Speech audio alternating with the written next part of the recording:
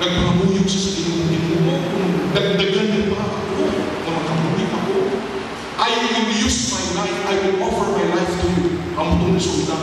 Nagalit. Kaya nagpangagad siya. Kung isa siya, Pastor, nagpangagad ko sa Chinas o sa Matos. Kaya may baliban na sila naman natin, kaya wala sila sa Matos kung bilang ko. So, that was the turning point. Kung kaya sa akin, kita ang patuloy sa akin patuloy. But the Lord will have a way of dealing with us so that we will surrender to Him. How gracious is the Lord in touching our lives, that we will consider that in this mission, the Lord is the authority. As I said, He reminds us, all power, ano ba power? In heaven and in earth is given to me. Go! I question that.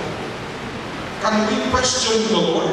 But sometimes, even in our growth and in our practice in Christian life, there is an authority issue. Naobserbahan ninyo, ako mag-grow kita. Pareho sa, naobserbahan ko sa Laguna, nagtanong ako sa tanong.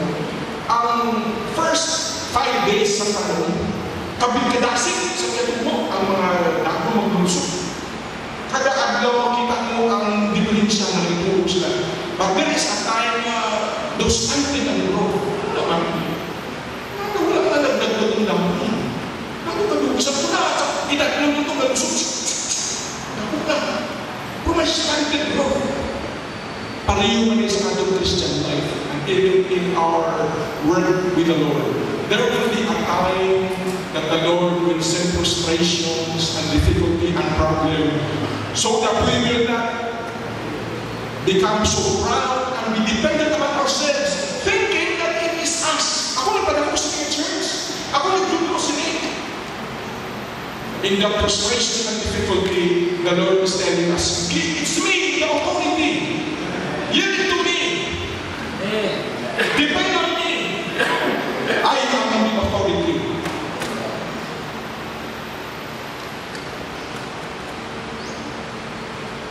Sometimes, I don't know if you heard about this, when Satan said, I wonder how human claims to love God and disobey Him. And claim that they hate me, Satan, yet you obey me. Who is the authority in your life? This is the authority issue.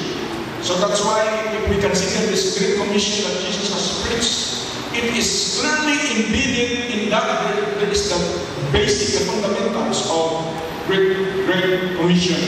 All power and authority is given me in heaven and earth. Go! We must consider God to be the authority. It's not us.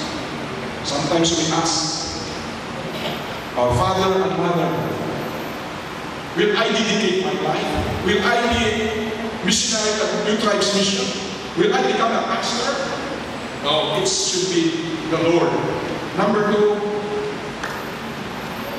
in verse 19, it says, Go therefore and teach all nations, baptizing them in the name of the Father, and of the Son, and of the Holy Ghost.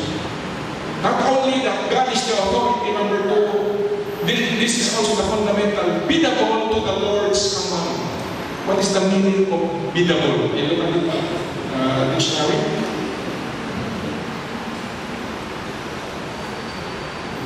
Willing to do whatever someone tells you to do, following directions or obeying the command.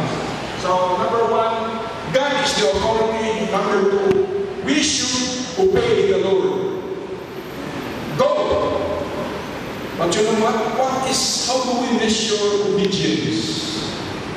May nakakaroon ng workers. For example, if you are working, for example, you are in a church. Na-remember mo ang akong assistant na may agad ang mga pastor sa holiday. Monday morning, I would give them a study so that they will be equipped. Later on, somebody told me in the power and said, Pastor, if you could send one deaf leader, we will give them 1,000 salary. So I asked both of them, sino mong lahat sa kinapawal? Gusto nyo 8,000. Sila so, hindi nila, ang sweetheart ko, sila hindi nila ba yung family ko, Sa kinabawan kung dito ka, ang death dito, mga 10 to 12 lang, ito kasuko. How will you obey the Lord? Sometimes we miss your obedience by seeing how effective we are in the church. Kaya epektibo ko kaya nakita ang result, kaya kagwapos ang resulta, the Lord is calling me here. But no, the Lord will call us.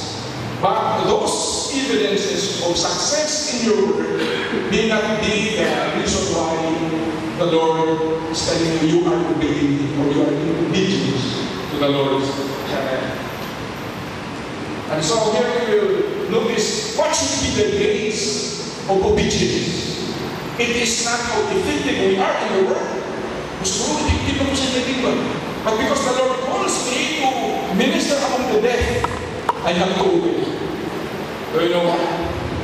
When I went to respond to the challenge of historian, di-invite ko sa mga speaker sa Mr. Conference namin sa family.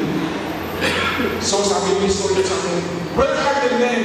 Because siyempre babae siya, ang nag-respond kasi sa mga babae pa, but there are also men na di-train niya after being trained with the sign language teacher, maglakaw kanto sila sa Amerika.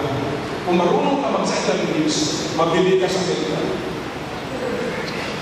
Oh, so nagulat ang mga di-trained soldiers. So sabi ko sa amin, Jocelyn, where are the men sa church so sabi ko kay Jocelyn, sabi ko sa asawa ko, what are we doing here in this small barrio where this is highly evangelized? We have 3 churches of different denominations, and the gospel has climbed the mountains.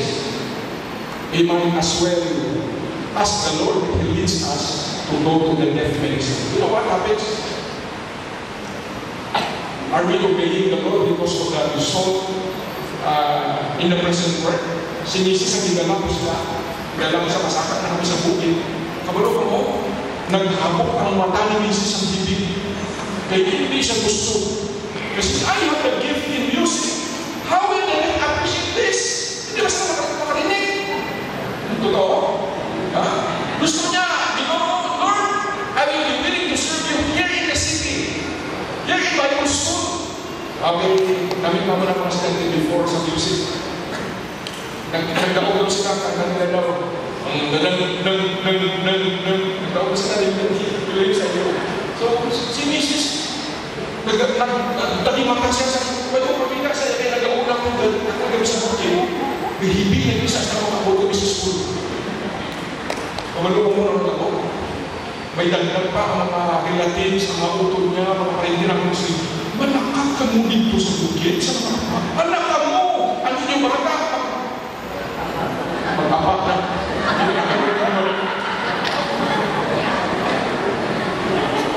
Totoo?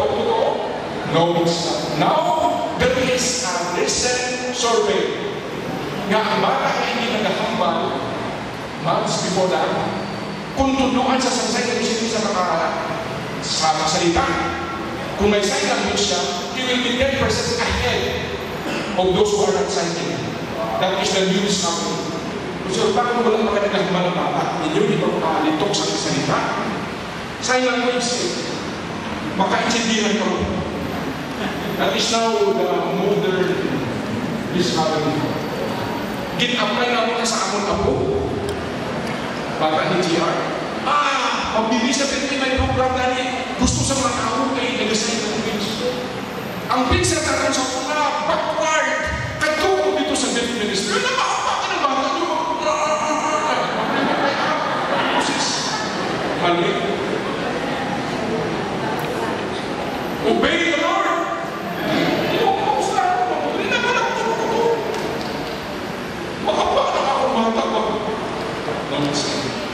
Na-discoveries ko na mas nimulot pa kung may mga problema mo sa bata kung may nagkasalita. Sign language mo na. Kaya na-express na niya o galing mo na. So, obedience is not to question why. But obedience is because the Lord wants you to go there. Sabi na kanya, be down there! Be down there!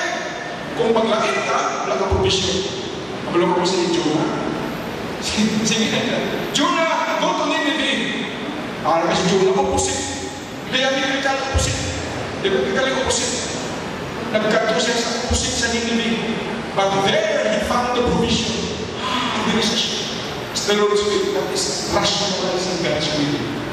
Pagsaka niya sa barko, siningil siya. Kinumot sa puso niya. May bulsa sa mga Kailangan na kagad sa mercy. May bira siya. Is the Lord's will? No, it's not. That is rationalizing God's will. How do we obey the Lord? It is not because of the effect and the services that you can do. There is, even though you should be there. And Elijah obeyed the Lord. Be thou there. There was one soldier. He is a sharpshooter. So the commander, the captain, told him, I want you to shoot that house. Destroy it. Because the enemy has hoarded the bombs, ammunitions in that house. Kaya kalayo, tinira-tira sa sundalo. Kusinin na tayo. Una niya, bang, nabis, handa ka sa nabis. Ikadua, katatlo, tinira na nag-ibo. Pagkaibo, kasunog. Pagbalikin sa kapin sa sundalo. Nagtulong-luwa sa sundalo. She said, why did you cry? Saan mo lang maigo? Wala ka mag-ibig. Karoon na naigo mo, nag-ibig ka. Sir, that's my house. That's what it is.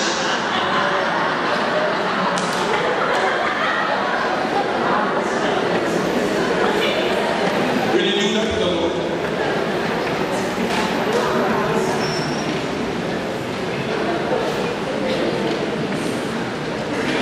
Wala pa mo si Jesus. Kaya nag-ibig siya masaka dito sa bukid. So kung hindi was not a time we have to go out. We have to apply what we have learned. And the Lord seems to lead us to Davao City. Saan ganun ko na si Mrs. Hindi naman siya. Kaya kami na kung ano na tao. Nasapuan niya na ang music ganit mabakal sa death. Kung magkanda ang death, kailangan sila. Nag-present kami sa mga schools.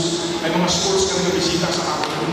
That is social information about the deaf ministry and deafness. Kung kailangan pa talaga, may abilidad ka sa music na matulungan mo ang apakasang sign language singing. Nag-ibig ka sana! Nag-ibig ka na ako!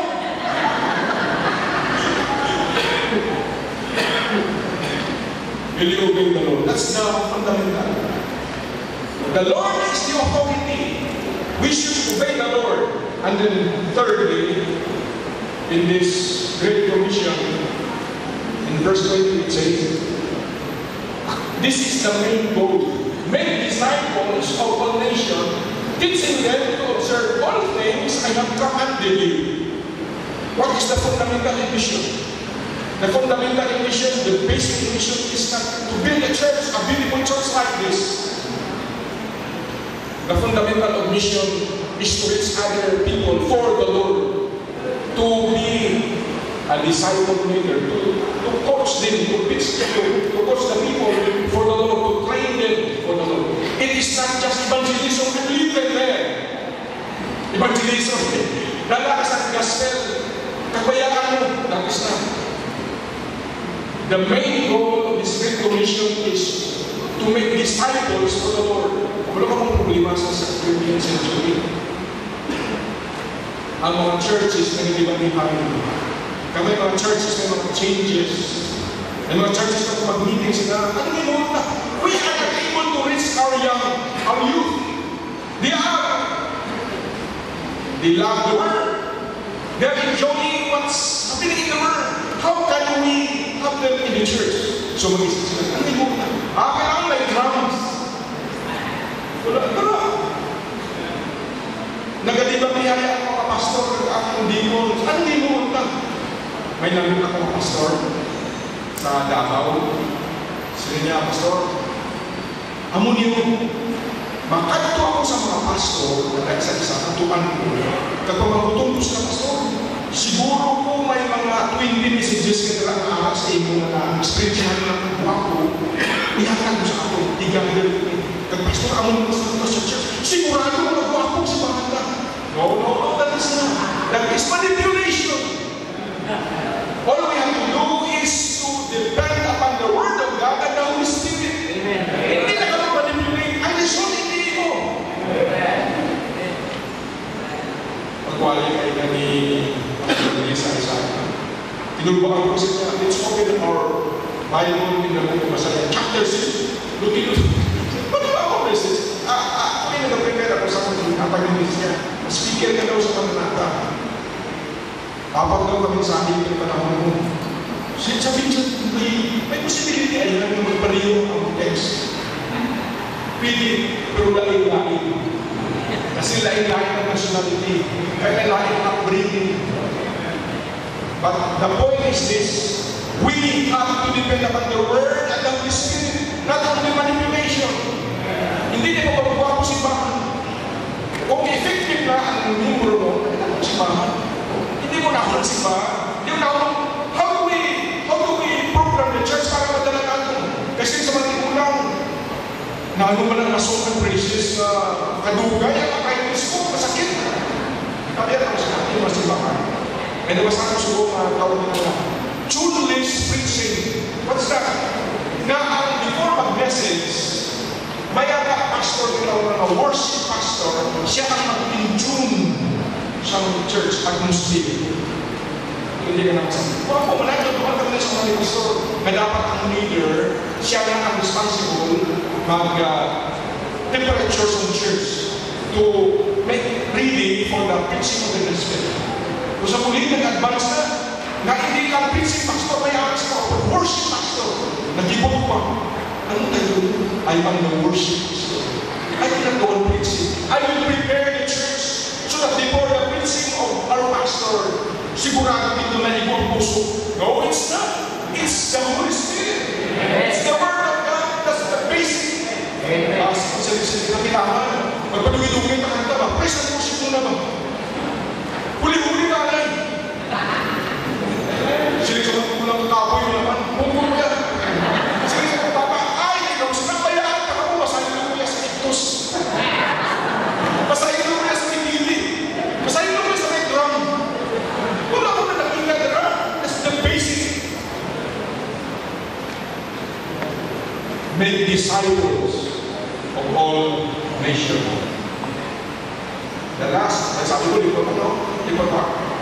Number 4, kaya hindi mo over baptistry kasi number 4, may kaapat. Alam mo sa kapastor, di ba siya? Ang baptistry po yung outline na. Hindi apat siguro. Sobra ka baptistry.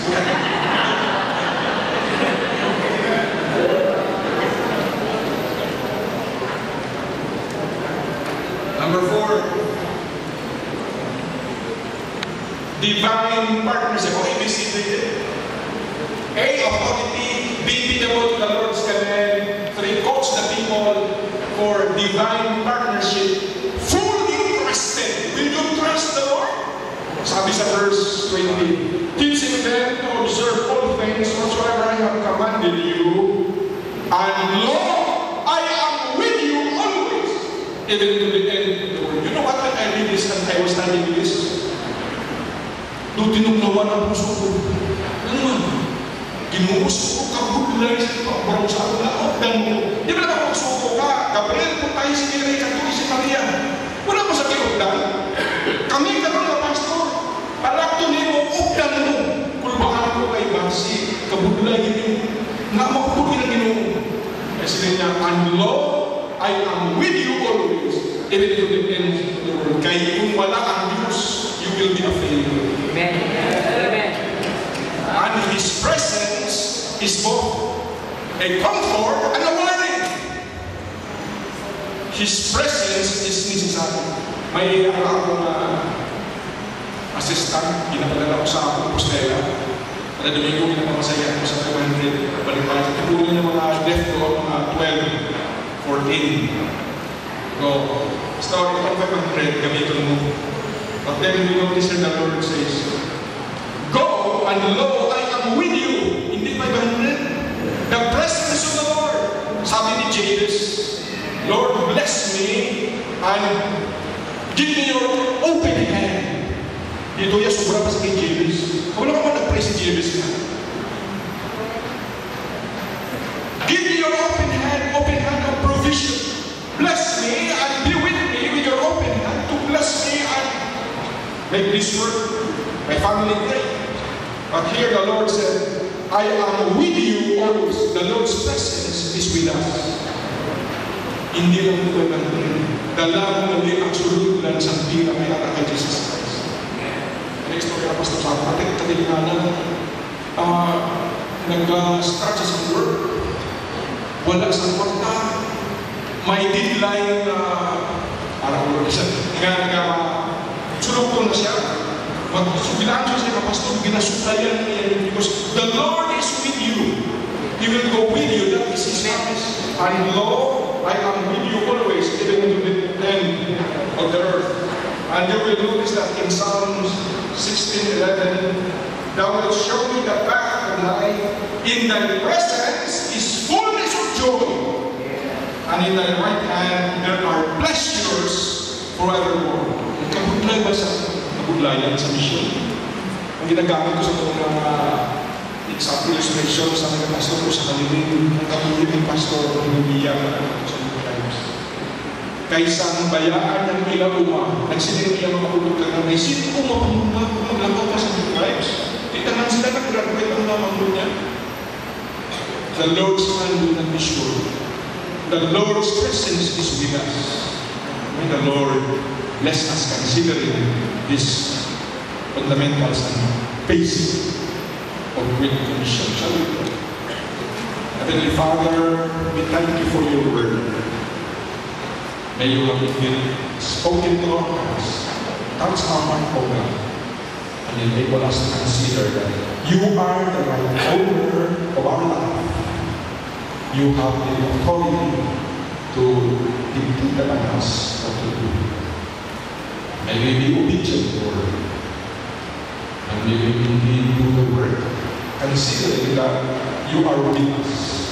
May we indeed show our trust in you when we obey your command. And considering that maybe along the way, in the work that we'll be doing, there will be sadness, there will be frustrations, there will be difficulty. But thank you for what we are if the Lord's presence is with us. In Jesus' name.